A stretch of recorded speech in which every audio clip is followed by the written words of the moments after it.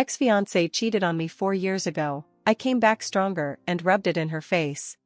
This happened some time ago, but I thought I'd share it in the hopes of showing people who have been destroyed by infidelity that your world is not over and that things can only get better from here on out. Disclaimer: names and some minor details have been changed for identity protection purposes. I met my ex-fiancée, let's call her Jane, 7 years ago in a coffee shop. I was standing behind her in a long, slow-moving queue and we just started talking. We hit it off immediately and even sat and drank out coffee together for about an hour. We eventually exchanged numbers before going our separate ways. At first I was very hesitant to get serious with her because I had just started as an analyst at a large investment bank and the hours were absolutely brutal. Think 70 to 80 hours a week when things were slow and up to 120 plus when we were on live deals. I had also heard many relationship horror stories from my fellow junior colleagues about how all of their relationships had failed due to the crushing hours and not being able to see their SOs on a consistent basis.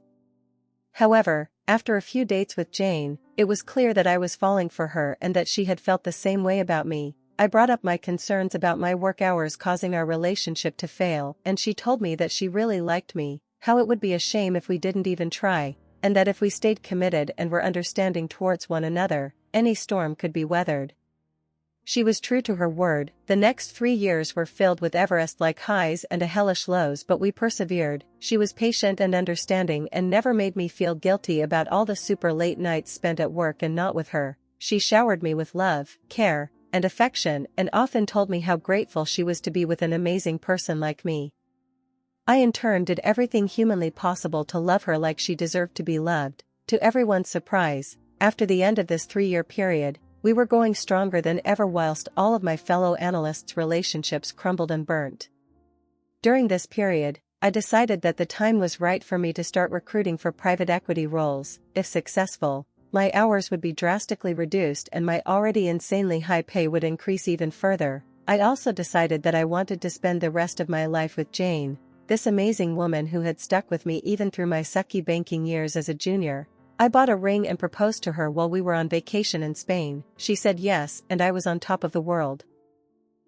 Now, this is the part where everything goes to S*******. She was in the shower one day and had left her phone on the bedside table. I had just the slightest urge to snoop. At this point she had done nothing at all that would lead me to suspect that she was cheating, and I had had no gut feelings that something was up and whatnot. I just had a slight urge, and it's not like she was ever gonna find out that I had snooped. Long story short, I snooped and I found a name, female, in her chats that I didn't recognize. I clicked in and that I saw simultaneously enraged me and broke my heart. Lots of sweet nothings, nudes, etc. Even some texts of them comparing the size of my manhood to his. What made all of this worse was that he looked to be taller than me and was far better looking than me. I am 5 feet 9 inches and only slightly above average in the looks department. I was shaking quite badly and feeling so sick that I put the phone down and went out to have a breather. My thoughts were racing as I strolled down the pavement. My first thought was that maybe this was my fault, and that she just wanted to feel loved and I couldn't give her as much attention as she needed due to my work. Pathetic, right? I wanted to confront her when I got back, but I was afraid to because I loved her dearly and my confronting her might ruin us. My thoughts continued running wild, ranging from "Hey, this isn't that bad, right? It's just a couple of texts. It's not like they had sex, you just have to put in a little more effort and she'll love you again," to "How dare she do something so disgusting to you behind your back." I ultimately decided that I needed more proof before making a decision. As if the texts weren't enough, I went and bought a small camera and hid it among some stuff atop a shelf in the corner of our bedroom. I activated it the next day before going to work. Later that night at around 10, I activated the camera and saw exactly what I was hoping not to, but expecting to see: her getting railed by the guy that she was sexting on her phone. All hopes of reconciliation and any love that I still had for her was thrown out of the window instantly. I threw up in the bathroom and immediately left the office for my best friend's, let's call him Owen, house, where I broke down and cried harder than I have ever cried in my 25 years of existence. When I had calmed down, me and Owen sipped on stiff scotch and planned my next move. After I was done venting, we talked throughout the night until the next morning when we both had to leave for work. He suggested that I don't confront and end my engagement to Jane outright, but instead act cordial around her until I had found a new job, hopefully in private equity and a new flat, then block her phone. email, and on all forms of social media, etc., and move out while she's at work. One day I'd be kissing her goodbye in the morning and next I'd be gone like I never existed. That would hit her like a truck, he told me. I was 100% on board with this plan, but I told him that I'd prefer to move to a whole new continent, probably New York, where I'd truly be gone. He told me he'd miss me if I did so, but if that was what I felt was necessary, he'd support my decision. I trudged into work like a zombie later that day, but the massive weight weighing me down had been lifted considerably. The next month was the most difficult that I had ever had to endure. Being around Jane anytime I was at home and having to act normal was excruciatingly painful. I could barely look her in the eyes without feeling the urge to physically harm her, but I managed to put on a brave face and act affectionate towards her. We even had sex a few times, which left me feeling disgusting and weak. She had told everyone that we were engaged, and when she brought up the wedding, I lied that we might have to wait a few months as things were heating up at work and I would be overwhelmingly busy. I gave the same answer to the hordes of mutual friends and family who were now calling to wish us congratulations. I broke down in the office toilet a few times late at night, knowing she was probably sleeping with AP at that very moment. It was a miracle that I managed to hold out for as long as I did, me staying at the office as late as possible or just walking around the city when I finished earlier than usual helped. Meanwhile, I was reaching out to headhunters in New York hoping to recruit for private equity associate roles there whilst simultaneously studying for their LBO modeling tests. I had also told my other close friends what I was planning to do, and they all told me they'd support me 100% no matter what I decide. After a few weeks of interviews with headhunters, I had a few interviews with New York-based private equity firms lined up. Everything was going just as planned, but this isn't a fantasy world, this is life, and life soon threw me a curveball that shattered my plan completely, but not in the way that you might be thinking. I went out with Owen and another one of my friends, let's call him Antoine, one Friday night, and we ended up mingling with a group of people that Antoine knew. Among them was one of the most beautiful girls I had ever seen. I talked to her for a bit and we got on well. Her name was Elisa and she was Swedish. She was absolutely stunning and looked like Elsa Hosk. She wasn't like Elsa Hosk's identical twin.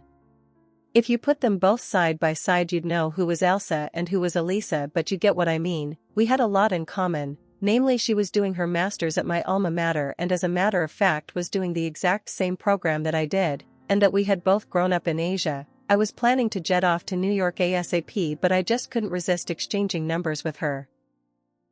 We ended up going on a few dates and sleeping together. I had never felt this wanted and understood by anyone before, not even by Jane in the early stages of our relationship, and for the first time in weeks, I was genuinely happy. One night after sleeping together, we confided in each other our deepest feelings. She brought up how she was cheated on by her ex, I didn't prompt her, and how she hated and had absolutely no respect for infidels. I then explained to her my current situation and she laughed, not at me but in amusement and in awe at how I was going to drop a sledgehammer on Jane. She then asked me if there was any chance that I would stay and not leave to New York. I said I would consider it, but deep down, I no longer wanted to leave. I of course had no intention of getting involved with anyone, but Elisa was just so amazing and I couldn't help but fall for her. Her views on infidelity also somewhat reassured me that she wouldn't ever betray me in such a horrible way like Jane did should we end up together. What a massive curveball she was. Now, some may say this is cheating on Jane and I'm just as evil as her now. I disagree with the former because she cheated first, so from that point on I had no obligation to remain faithful to her any longer. I agree with the latter, I am a savage. After interviewing with multiple firms, I got an offer to join the New York office of a large private equity fund. After inquiring about joining the London office instead, the managing director put me in touch with his counterpart in London. 2 interviews later, I received and accepted the offer to join the London office. I was overjoyed. For anyone not in finance, an investment banker managing to make the leap to private equity is considered a massive step up. I held a small celebration at my flat after my first day at the new fund to commemorate this achievement. Owen, Antoine, and Isso. Antoine had recently made the jump to private equity and Isso worked at the fund I had just joined, and another friend came. I asked Elisa to come too and she gladly accepted. She came the latest, but when she showed up, she gave me a kiss and a hug telling me how proud she was of me. I closed my eyes and held her for an extra second, savoring this moment. We sat around the island in my kitchen, talking, laughing, and just having a splendid time. Just then, Jane came home. It was 1 a.m. at the time. She could have had a busy day at work but had most likely just finished sleeping with AP. We glanced at the door to see who had just come in but otherwise didn't acknowledge her presence. Everyone at the table knew precisely what was going on. Elisa had her hand around my shoulder when Jane got back, but didn't put it down. All of us just continued talking and not letting Jane's presence disrupt our good vibes. Jane tried inserting herself between me and Elisa, quite awkwardly I might add, but ended up having to sit on my other side. We continued our conversation, pretending that Jane wasn't there. I ignored her too and had my body turned towards Elisa the whole time. I could sense that Jane was extremely uncomfortable. At around 2, everyone decided to pop off to go home and get some sleep. I opened the door and showed everyone out. Then after some deliberation, put on my shoes and followed them. Jane asked me where I was going with a tinge of worry in her voice. "I'll be back in a bit," I responded and closed the door before she could respond.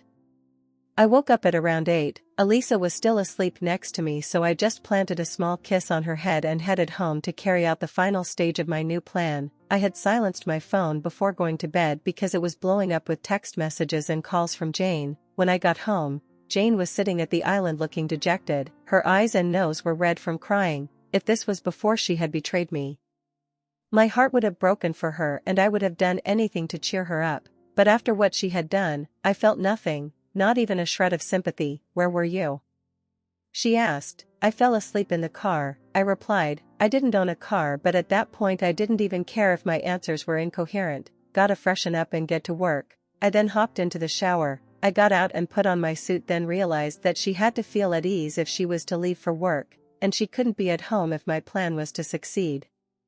All dressed up, I got out of the room, approached Jane, and gently placed my hand on her cheek. "Look," I told her in a gentle tone whilst looking into her eyes, "I have to go to work now, but I promise I'll come home earlier today to talk about this, okay?" I then kissed her forehead gently and told her I loved her. That was the last fake sincere kiss I ever gave her, and I was glad that I never had to do it again. The final stage of my new plan was to move out and ghost her, but instead of moving to New York, I would now be moving into the new and vastly more luxurious flat compared to my current one that I had secured the previous week in an affluent neighborhood near the city center. I had taken a day from work to move out because weekdays were when Jane was away from home for the longest and most consistent period of time. I met up with Owen and Antoine for breakfast at a nearby restaurant. They too had taken a day to help me out. When we were done, I checked her location on my phone and sure enough she was at work. We went back to my old flat and packed all of my things that I hadn't moved to Owen's flat into his car and left. I did feel a little sad leaving the flat that I had called home for the past 3 years, but this was a new beginning and change isn't always easy. The lease on the old flat was in my name and it expired in 2 months, but with my new salary, 2 months' worth of rent at the old flat was nothing to me. Besides, paying 2 months' worth of rent to have my traitor of a fiancé's life fall apart was quite the bargain.